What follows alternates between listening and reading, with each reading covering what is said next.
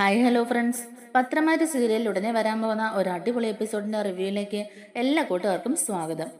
അങ്ങനെ നമ്മുടെ മുത്തശ്ശന് എൻ ജ്വല്ലറിക്ക് പേരിൽ നാഗേന്ദ്രനാണെന്നുള്ള കാര്യം മനസ്സിലായതിനു ശേഷം ഈ നാടകം എത്രയും പെട്ടെന്ന് തന്നെ അവസാനിപ്പിച്ച് ആദർശനെയും നയനെയും തിരികെ അനന്തപുരിയിലേക്ക് വിളിക്കണം എന്നുള്ള തീരുമാനം എടുക്കുകയാണ്. മുത്തശ്ശനും നയനും തമ്മിൽ ഇടയ്ക്ക് ഫോൺ വിളിക്കാറുണ്ടെന്നും വിശേഷങ്ങളൊക്കെ പങ്കുവയ്ക്കാറുണ്ടെന്നും ഇടയ്ക്ക് കൂടിക്കാഴ്ച നടത്താറുണ്ടെന്നും ഒക്കെയുള്ള കാര്യങ്ങൾ അനി മനസ്സിലാക്കിക്കൊണ്ട് തന്നെ ഇനിയും ഇതിങ്ങനെ മറച്ചു വയ്ക്കേണ്ട കാര്യമില്ലെന്നും ആദർശനോടും നയനേട്ടത്തിയോടും മുത്തശ്ശനും മുത്തശ്ശിക്കും ഒരു ദേഷ്യമില്ലെന്നും നമ്മുടെ യഥാർത്ഥ ശത്രുക്കൾ ആരാന്നുള്ളത് കണ്ടുപിടിക്കാനും കണ്ടുപിടിച്ചതിന് ശേഷം അവർക്ക് നല്ല മുട്ടൻ പണി തന്നെ കൊടുക്കാനും ഒക്കെ ആയിട്ടാണല്ലോ മുത്തശ്ശൻ ഇങ്ങനെ ആദർശനോട് ഒരു അകലം പാലിച്ചത്. ഇനി എന്തായാലും ആദർശ് നമ്മുടെ ശത്രുക്കളുടെ അടുത്തെത്തി കഴിഞ്ഞു. ഇനിയും അവൻ ഇങ്ങനെ അകറ്റി നിർത്തേണ്ട കാര്യമില്ല. രണ്ടുപേരും ഒന്നിച്ച് തന്നെ അവനെ തകർക്കണം എന്നുള്ള ഒരു തീരുമാനത്തിലേക്ക് മുത്തശ്ശൻ എത്തുകയാണ് കേട്ടോ. അതിനു വേണ്ടിയിട്ട് തന്നെ മുത്തശ്ശൻ ആദർശനും നയനെയൊക്കെ അനന്തപുരിയിലേക്ക് തിരിച്ച് ക്ഷണിക്കുകയും ചെയ്യുന്നുണ്ട്. മുത്തശ്ശന്റെ ഈ ഒരു ദേഷ്യവും ഈ വാശിയും ഒക്കെ തന്നോടുള്ള സ്നേഹക്കൂടുതൽ കൊണ്ടായിരുന്നുവെന്നും താൻ യഥാർത്ഥ ശത്രുവിനെ കണ്ടെത്താൻ വേണ്ടിയിട്ട് മുത്തശ്ശൻ ഒരു നാടകം കളിച്ചാണെന്നൊക്കെ ഉള്ളത് മനസ്സിലാക്കുമ്പം ആദർശനും ഒരുപാട് സന്തോഷമാകുകയാണ് കേട്ടോ. കാരണം മുത്തശ്ശൻ ഇത്രയും നാളും എല്ലാവരുടെ മുമ്പിൽ വെച്ച് ആദർശനോട് വളരെ മോശമായിട്ടും ദേഷ്യപ്പെട്ടും ഒക്കെ സംസാരിക്കുകയും പെരുമാറുകയും ഒക്കെ ചെയ്തല്ലോ. തറവാട്ടിൽ നിന്ന് താമസം ഗസ്റ്റ് ഹൗസിലേക്ക് മാറ്റിയപ്പോൾ പോലും മുത്തശ്ശൻ അതിൽ ഇടപെടുകയോ തിരിച്ചു വിളിക്കുകയോ ഒന്നും ചെയ്യാതിരുന്നതുകൊണ്ട് തന്നെ മുത്തശ്ശന് കുടുംബത്തെക്കാളും ബിസിനസ്സാണ് ഏറ്റവും വലുതെന്നൊക്കെയാണ് നമ്മുടെ ആദർശ് ധരിച്ചു വെച്ചിരുന്നത്. എന്തായാലും ഇപ്പോഴും അവർ തെറ്റിദ്ധാരണയൊക്കെ മാറ്റി മുത്തശ്ശന് കുടുംബം കഴിഞ്ഞിട്ടേ ഉള്ളൂ ബിസിനസ് എന്നുള്ള കാര്യങ്ങളൊക്കെ അവർ മനസ്സിലാക്കുകയും ചെയ്യുന്നുണ്ട്. അതുകൊണ്ട് തന്നെ ആദർശനും നയനയ്ക്കും ഒരുപാട് സന്തോഷമാവുകയാണ് കേട്ടോ. ഇടയ്ക്ക് ആദർശ് ഇക്കാര്യം നന്ദുവിനെ ഒന്ന് സൂചിപ്പിക്കുകയും ചെയ്തായിരുന്നു.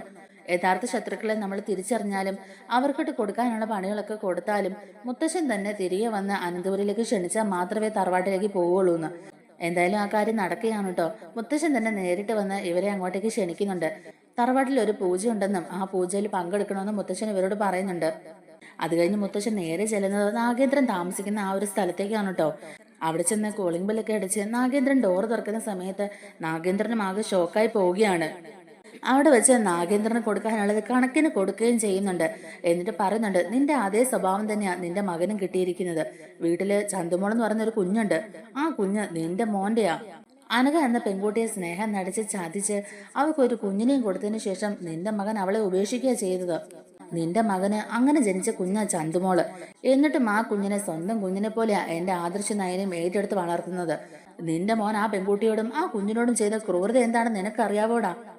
എന്നിട്ട് അതെല്ലാം മറച്ചു വെച്ചിട്ട് നിന്റെ മകൻ വീണ്ടും കല്യാണം കഴിച്ചു. വീണ്ടും ഒരു പെൺകുട്ടിയുടെ ജീവിതം കൂടി ഇല്ലാതാക്കിയത്. പാവം നവ്യ, അവൾ ഇവന്റെ വലയിൽ വീണുപോയതാ. ഇവൻ പറയുന്ന കള്ളത്തരങ്ങളെല്ലാം കേട്ട് വിശ്വസിച്ചിട്ടാ അവളിപ്പോ ഞങ്ങൾക്കെതിരെ നിൽക്കുന്നത്. അതും നിങ്ങൾ മാക്സിമം മുതലാക്കി. അവള് മാർഗമാണല്ലോ നിങ്ങൾ അബിയെ കമ്പനിയിലാക്കിയത്. ഇന്നല്ലെങ്കിൽ നാളെ നവ്യ എന്തായാലും ഈ സത്യങ്ങളൊക്കെ തിരിച്ചറിയും. അന്ന് അബിയുടെ കഥ കഴിക്കും അവള്. എല്ലാരും ചേർന്ന് അവളെ ചതിക്കുകയാണെന്ന് അവള് മനസ്സിലാക്കുന്ന സമയം അബിയുടെ കഥ കഴിക്കാനും അവള് മടിക്കില്ല എന്നൊക്കെ ഇങ്ങനെ മുത്തശ്ശൻ പറയുന്നുണ്ട് കേട്ടോ. അനഘയും നവ്യയും പോലെ എത്ര പെൺകുട്ടികളുടെ ജീവിതം വെച്ച ഇവൻ കളിച്ചിട്ടുള്ളത്. പെണ്ണുകേസ് മാത്രമല്ലല്ലോ നിന്റെ മോന്റെ പേരിലുള്ളത്. കള്ളക്കടത്തും തട്ടിപ്പും വെട്ടിപ്പും അങ്ങനെ പല പല കേസുകൾ നിന്റെ മോന്റെ പേരിലുണ്ട്. നിന്റെ അതേ സ്വഭാവം തന്നെയാണ് നിന്റെ മോന് കിട്ടിയിരിക്കുന്നത്. അതിനൊക്കെ വളം വെച്ച് കൊടുക്കാൻ അവന്റെ അമ്മയും. എന്തായാലും ഇനി അധിക നാള് അവൻ അനന്തപുരി തറവാട്ടിൽ ഉണ്ടാവില്ല. എല്ലാത്തിനും ഞാൻ അവിടെ നിന്ന് അടിച്ചിറക്കും എന്നൊക്കെ ഇങ്ങനെ മുത്തശ്ശൻ ദേഷ്യപ്പെട്ട് പറയുമ്പോഴേക്കും നാഗേന്ദ്രൻ പറയുന്നുണ്ട്, എന്റെ മോനെ കുറിച്ച് ഇനി ഇങ്ങനെ അനാവശ്യം പറയരുത്. ആണുങ്ങളായാൽ അങ്ങനെയൊക്കെയാ. എനിക്ക് ഒരേ ഒരു ഭാര്യയുള്ളൂ. അത് നിങ്ങൾ എടുത്തു വളർത്തിയ അനാഥയായ ജലജയാണ്. അവളിൽ ഉണ്ടായ 2 മക്കളുണ്ട് എനിക്ക്, അബിയും അവന്തികയും. അവർ കുഞ്ഞായിരുന്ന സമയം തന്നെ നിങ്ങൾ എന്നെ തറവാട്ടിൽ നിന്ന് അടിച്ചിറക്കി വിട്ടതല്ലേ. പിന്നീട് അവര് നിങ്ങളുടെ ശിക്ഷണത്തിലല്ലേ വളർന്നത്. അപ്പോ നിങ്ങൾ കാണിക്കുന്ന കണ്ടിട്ടല്ലേ അവർ വളർന്നിട്ടുണ്ടാവുക. എന്നോട് കാണിച്ച പോലെ തന്നെ അതേ വ്യത്യാസം നിങ്ങൾ അവരോടും കാണിച്ചു. അതുകൊണ്ടാണ് എന്റെ മോൻ നിങ്ങൾക്കെതിരെ തിരിഞ്ഞത്. പക്ഷേ എന്റെ മോൾ ഇപ്പോഴും നിങ്ങളുടെ പക്ഷത്ത് തന്നെയല്ലേ. നിങ്ങൾ പറയുന്നതാണല്ലോ അവൾക്ക് വേദവാക്യം. അവൾക്ക് നല്ലൊരു ജീവിതം കിട്ടുവാണെങ്കിൽ കിട്ടിക്കോട്ടെ എന്ന് ഓർത്തിട്ട് മാത്രമാ ഞാൻ അവളെ വിളിക്കാത്തതും എന്റെ പക്ഷം ചേർക്കാത്തതും. പിന്നെ അബിയുടെ കാര്യമല്ലേ, അബിയുടെ ജീവിതത്തിലേക്ക് നവ്യ എങ്ങനെ വന്നെന്നുള്ളതൊക്കെ എല്ലാവർക്കും അറിയാവുന്ന കാര്യമല്ലേ. ആ ബന്ധം നല്ല രീതിക്ക് മുന്നോട്ട് കൊണ്ടുപോകാനോ അവളുമായിട്ട് നല്ലൊരു കുടുംബജീവിതം നയിക്കാനോ അവൻ ആദ്യമൊന്നും ആഗ്രഹിച്ചിരുന്നില്ല. അത് സത്യമായ കാര്യം തന്നെയാണ്. ഇപ്പോഴും അവനിൽ അങ്ങനെ ഒരു ആഗ്രഹം ഉണ്ടെന്ന് എനിക്ക് തോന്നുന്നില്ല. പിന്നെ എന്റെ മോന്റെ അരികിലേക്ക് എത്താൻ നവ്യയുടെ സഹായം എനിക്ക് ആവശ്യമായിരുന്നു. അതുകൊണ്ട് മാത്രം അവളെ ഞാൻ എന്റെ കമ്പനിയിൽ മോഡലാക്കി എടുത്തത്. ജീവിതത്തിൽ ഞാൻ നേരിട്ട അപമാനങ്ങളും നാണക്കേടുകളും ഒക്കെ എന്റെ മക്കളും അനുഭവിക്കാതിരിക്കാൻ വേണ്ടിയിട്ടാ ഞാൻ ഇത്രയും വലിയൊരു സാമ്രാജ്യം കെട്ടിപ്പടുത്തിയത്. അത് ഒറ്റയടിക്ക് തകർത്തെറിയാൻ ഞാൻ എന്തായാലും സമ്മതിക്കില്ല. മൂർത്തിസ് ജ്വല്ലറിയുടെ MD കസേരയിൽ നിങ്ങളുടെ സ്വന്തം ചോരയെ, അതായത് നിങ്ങളുടെ കൊച്ചുമോനെ നിങ്ങൾ അവിടെ ഇരുത്തിയില്ലേ. അപ്പോഴും എന്റെ മോനെ ഓരോ കാരണം പറഞ്ഞ് നിങ്ങൾ തള്ളിക്കളയുകയായിരുന്നു. അവസാനം അവനെ ആ കമ്പനിയിൽ നിന്ന് തന്നെ പുറത്താക്കി. എന്റെ മോൻ അനുഭവിച്ച നാണക്കേടുകൾക്കും മാനക്കേടുകൾക്കും ഒക്കെ ഞാൻ ഉറപ്പായും പകരം ചോദിച്ചിരിക്കും. അതിനുവേണ്ടി രണ്ടും കൽപ്പിച്ച് മുന്നോട്ട് പോകാൻ തന്നെയാണ് ഞാൻ തീരുമാനിച്ചിരിക്കുന്നത്. എൻ ജ്വല്ലറിയുടെ MD കസേരയിൽ ഇരിക്കേണ്ടവനാ എന്റെ മകൻ അബി. എൻ ജ്വല്ലറി എന്ന പേര് പോലെ ഞാൻ നൽകിയത് എന്റെ മക്കളെ ഓർത്തിട്ട് മാത്രമാണ്. ജലജയുടെ സ്വഭാവം എനിക്ക് പണ്ടേ മനസ്സിലായ കാര്യമാണ്. അതുകൊണ്ട് അവളെ ഞാൻ വലിയ കാര്യമൊന്നും ആക്കുന്നില്ല. പക്ഷെ എന്റെ മക്കൾ അവരെന്നോടൊപ്പം ഉണ്ടാകണമെന്ന് ഞാൻ ഒരുപാട് ആഗ്രഹിക്കുന്നുണ്ട്. അതുകൊണ്ട് തന്നെയാ ഇങ്ങനൊരു സാമ്രാജ്യം കെട്ടിപ്പടുത്തിയപ്പോൾ AN ജ്വല്ലറി എന്ന പേര് തന്നെ ഞാൻ നൽകിയത്. AN എന്ന് വെച്ചാൽ എന്താന്ന് തനിക്ക് അറിയുവോ? A എന്ന് വെച്ചാൽ അഭിനന്ദ് അവന്തിക, N എന്ന് വെച്ചാൽ ഈ നാഗേന്ദ്രൻ. അങ്ങനെയാണോ AN ജ്വല്ലറി എന്ന പേര് ഞാൻ എന്റെ ഈ സാമ്രാജ്യത്തിന് കൊടുത്തത്. എന്റെ മക്കളെ ഞാൻ അത്രത്തോളം സ്നേഹിക്കുന്നുണ്ട്. ഇന്നല്ലെങ്കിൽ നാളെ അവരെല്ലാം തിരിച്ചറിഞ്ഞ് എന്നിലേക്ക് തന്നെ വരുമെന്നുള്ളൊരു വിശ്വാസം എനിക്കുണ്ടെന്നൊക്കെ നാഗേന്ദ്രൻ പറയുമ്പോഴേക്കും മുത്തശ്ശൻ ഇതെല്ലാം കേട്ടൊരു പുച്ഛമാണോട്ടോ തോന്നുന്നത്. കാരണം അവന്തിക ഒരിക്കലും നാഗേന്ദ്രയെ സപ്പോർട്ട് ചെയ്യില്ലെന്നും നാഗേന്ദ്രന്റെ അടുത്തേക്ക് പോകില്ലെന്നൊക്കെയാണ് മുത്തശ്ശൻ ഇപ്പോഴും മനസ്സിൽ വിചാരിച്ചേക്കുന്നത്. അത്രത്തോളം തന്നെ തറവാട്ടിലെ തകർത്ത് അഭിനയിക്കുകയും ചെയ്യുന്നുണ്ടല്ലോ അവന്തിക. അനിയെ വിവാഹം കഴിക്കാനായിട്ട് ബാക്കി എല്ലാവരെയും നന്നായിട്ട് സോപ്പിട്ട് നിൽക്കുകയാണ് അവന്തിക. സ്വന്തം അമ്മയായ ജലജയും അഭിയൊക്കെ തള്ളി പറയും പോലെ അഭിനയിച്ച് മുത്തശ്ശന്റെയും മുത്തശ്ശിയുടെയൊക്കെ വിശ്വാസവും നേടിയെടുത്തു കഴിഞ്ഞാൽ ഉറപ്പായും ഈ കല്യാണം നടക്കും എന്നുള്ളത് അവന്തിക്ക് അറിയാം. അതുകൊണ്ടാണ് അവൾ ഇങ്ങനെ ഒരു നീക്കം നടത്തുന്നത്. അതിൽ നാഗേന്ദ്രന്റെ ഫുൾ സപ്പോർട്ട് ഉണ്ടെന്നും അവന്തിക ഇവരുടെ പക്ഷം ചേർന്ന് നിന്ന് അവരെ ചതിക്കാനാണ് നോക്കുന്നതെന്നും മുത്തശ്ശൻ ഇപ്പോഴെങ്കിലും മനസ്സിലാവുന്നില്ല കേട്ടോ. പക്ഷെ മുത്തശ്ശൻ ഈ കാര്യങ്ങളൊക്കെ അവസാനം മനസ്സിലാകുകയും ചെയ്യുകയാണ്. നാഗേന്ദ്രൻ പറഞ്ഞ കാര്യങ്ങളെല്ലാം കേട്ട് മുത്തശ്ശനും ആകെ ഇങ്ങനെ കലിച്ചു നിൽക്കുകയാണ്. അവസാനം മുത്തശ്ശൻ പറയുന്നുണ്ട്, നീ എന്തൊക്കെ പറഞ്ഞാലും എന്തൊക്കെ കാണിച്ചാലും അതൊന്നും എന്നെ എന്റെ കൊച്ചുമക്കളെയും ബാധിക്കാൻ പോകുന്നില്ലടാ. AN ജ്വല്ലറി എന്ന ചതിക്കുഴിയുടെ പിന്നിൽ നീയാണെന്ന് ഞങ്ങൾക്ക് എല്ലാവർക്കും ഇപ്പൊ ബോധ്യമായി. അതുകൊണ്ട് ഇനി നീ ഞങ്ങൾക്കെതിരെ എന്തൊക്കെ കളിച്ചാലും അതൊന്നും ഇനി നടക്കാൻ പോകുന്നില്ല. നിനക്ക് അവസാനമായിട്ട് ഞാനൊരു വാണിംഗും കൂടെ തരിക.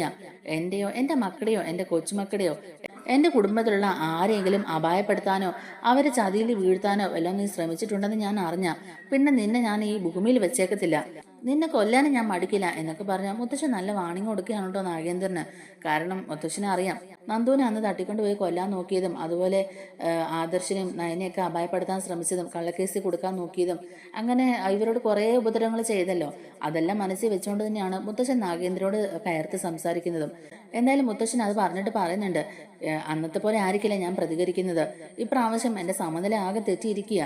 നീ കാരണം എന്റെ കുടുംബത്തിലും എന്റെ ബിസിനസ്സിലും ഒക്കെ ഒരുപാട് നാശനഷ്ടങ്ങൾ എനിക്കുണ്ടായി.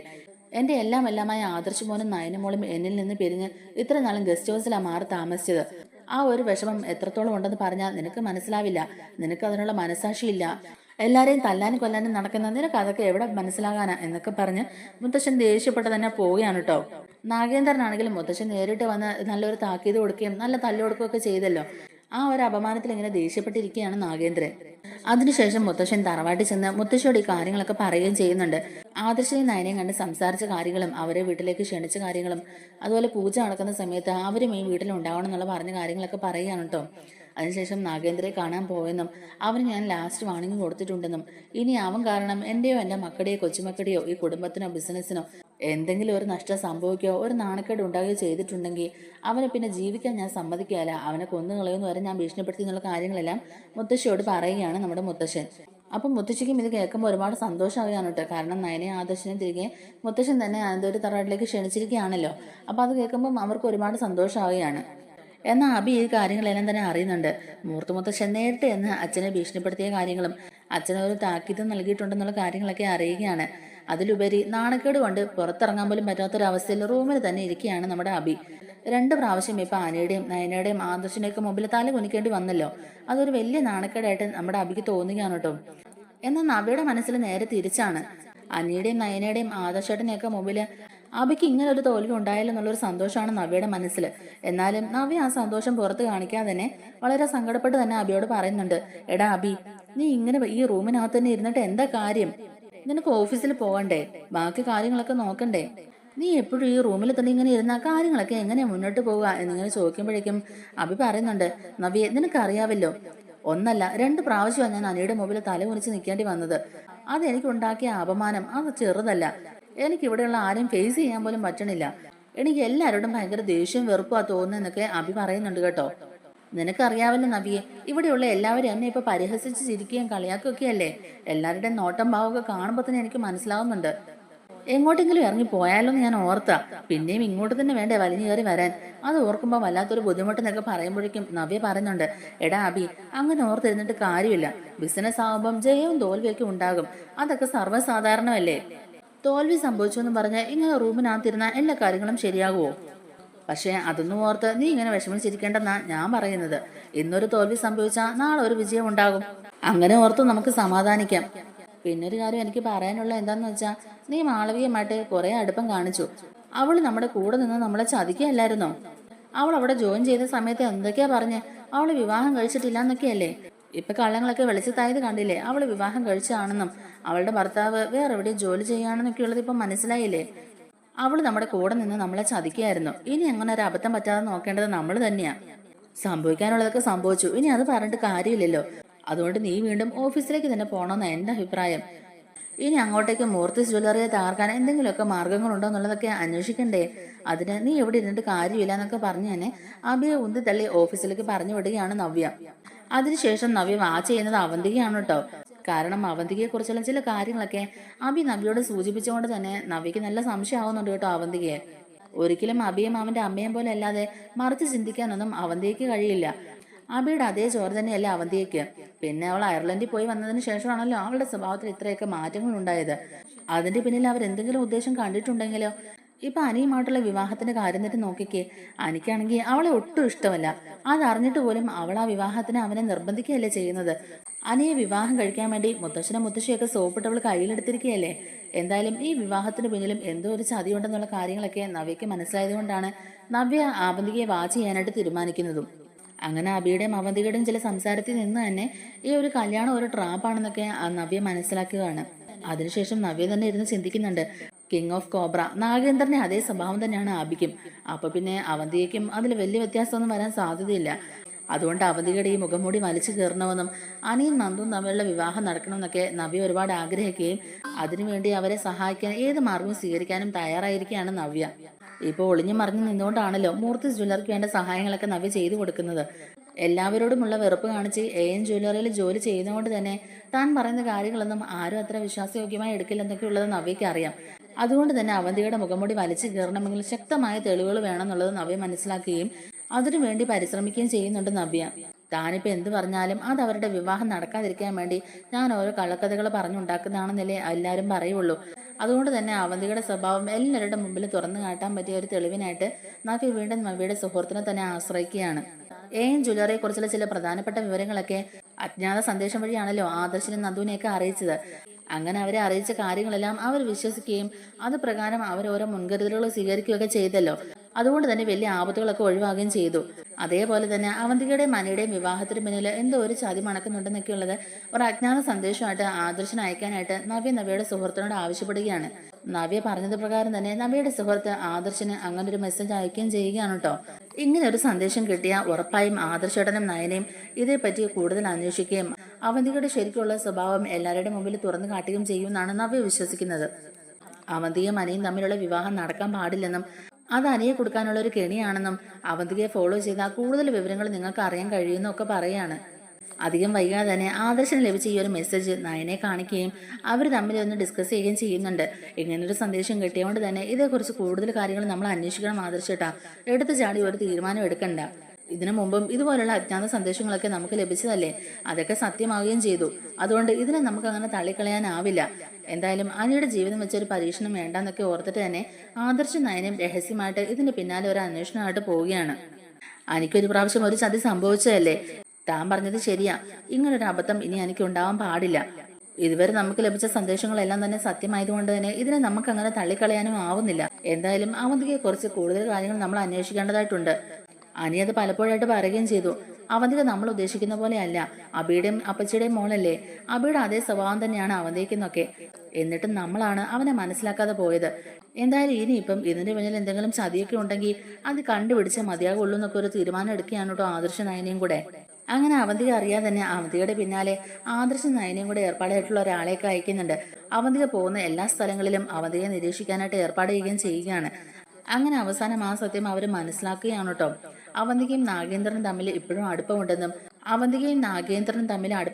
അവർ തമ്മിൽ ഇപ്പോഴും ഫോൺ വിളിയും അതുപോലെ ഇടയ്ക്കിടയ്ക്ക് കൂടിക്കാഴ്ച നടത്താറുണ്ടെന്നൊക്കെയുള്ളത് മനസ്സിലാവുകയാണ് നമ്മുടെ നയനയ്ക്കും ആദർശനും.